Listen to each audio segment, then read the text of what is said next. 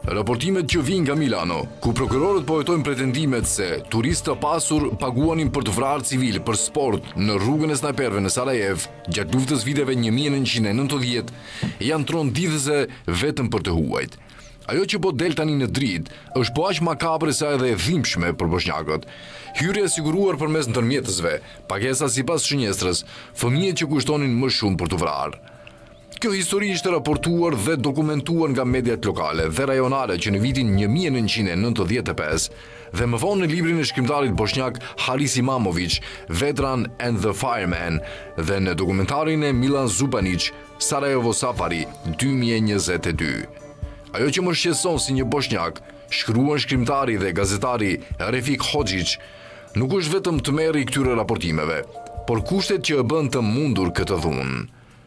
Pas këtij turizmi makabër, qëndron një patologji më e thellë: dehumanizimi muslimanëve të Bosnjës në vitet e 90-ta.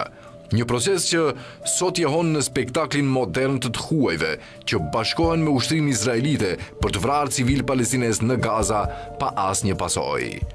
Dehumanizimi është procesi përmes cilit një popullsi zhvishet nga personhudi dhe shndrohet në mas, kërcënim, abstraksion dhe jo në jetë me dinjitet.